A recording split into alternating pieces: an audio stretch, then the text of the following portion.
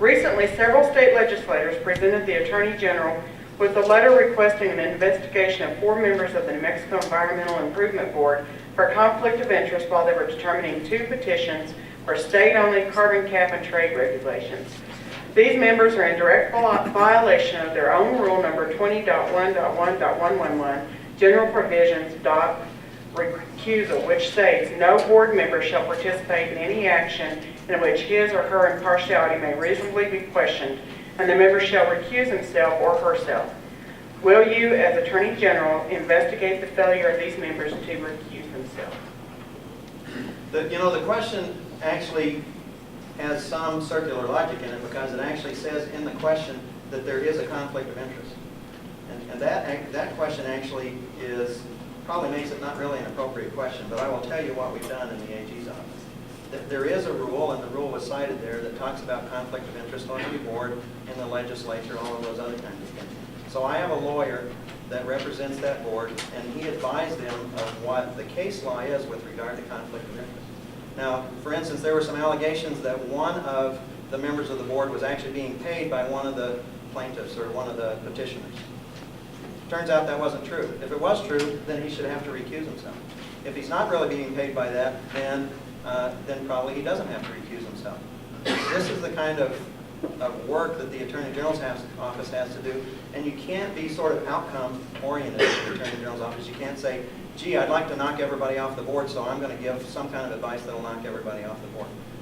In New Mexico, we actually have a citizen legislature, we have citizen boards. We actually expect people that are on the boards to know something about what it is that they're doing.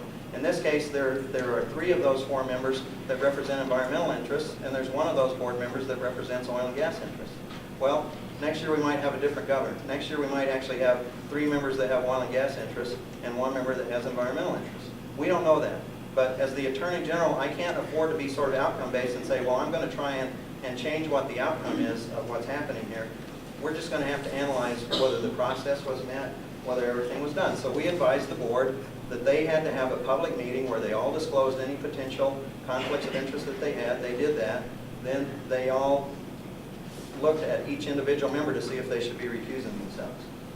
And to tell the truth, I don't even know the result of who recused themselves and who didn't, but I know that they followed the process, and I know that it was according to the law in the state of New Mexico. And so we notified the legislator who asked us that question and other folks that was the process that needed to be followed, and the board followed that process. Thank you very much. Mr. Chandler. Well, the letter that you referenced went to my opponent, and it didn't go to me. But I can tell you that, yes, there are major conflicts with the Environmental Improvement Board. Major conflicts. And I'm opposed to the way the Environmental Improvement Board is regulating businesses in New Mexico. The Environmental Improvement Board is on a quest to set New Mexico in a greenhouse emissions cap and trade that will put thousands and thousands and thousands of people out of business in New Mexico.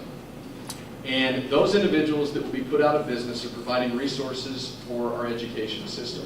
They're providing resources in the agriculture community for us to live, whether it's the dairies, whether it's the farmers, whether it's oil and gas or mining. And there's a major conflict there. And I think it's necessary that an Attorney General get involved and recognize that. But again, this is the Attorney General's office pushing what's best for a political party and not what's best for New Mexicans. And Phil Cisneros here, who is the Attorney General's office spokesman, was quoted by saying King supports the EIB decisions. In fact, the Attorney General's office is defending the rulemaking body in court. And he thinks that the EIB does have the authority to come up with those standards, and the standards are in fact reasonable. It's right here in black and white. I think that that's wrong. The EIB needs to allow the legislature and those that are elected to decide what type of regulatory processes that we're going to follow in New Mexico. Because if they get to the point where they are trying to get, New Mexico is going to be in a major detriment.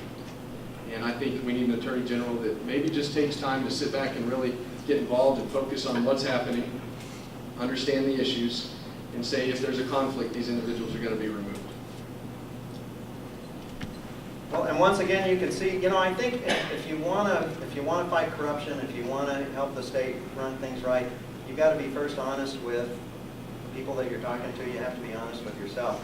My opponent's sort of hiding the ball here because the quote that he read you is about a whole other set of regulations, the one that have to do with greenhouse gases. And there was a whole other lawsuit, which we might have time to talk about later on. I don't know if you're going to ask the question, but that quote doesn't apply to the question that you're talking to me about here, because as far as I know, they haven't adopted those regulations yet with regard to that. Our goal in the Attorney General's office is to make sure that the law applies to everybody the same way all the time. So for him to say that it applies to a particular party, once again, as I have said, things might be very different next year. But the Attorney General's office is going to have the same opinion with regard to the policy, because the legislature set the policy. The governor appoints the folks to the commission. It is the job of the Attorney General to make sure that everybody adheres to the law. And that's what we've done in every single occasion. It has nothing to do with party. It has nothing to do with anything else other than making sure that the process continues to be fair. The Environmental Improvement Board was handpicked by a leader with an agenda. Because they could not pass it, the legislative branch, they decided to go through the regulatory process. And a leader with an agenda picked this board and is allowing them to push this board, this board to push these regulations through a process. And when a Lovington judge decided that the process was going to be put on hold, it was the silent assassin that I say that got that case moving again. It was Gary King who filed the opposition to that with an extraordinary writ with the Supreme Court. Within a matter of days, the Supreme Court lifted the process that the judge had stopped in Lovington and allowed the floodgates to open. And it's very interesting to me that they're going to vote on this very issue on election day. And we won't know the results until after we've cast our ballots.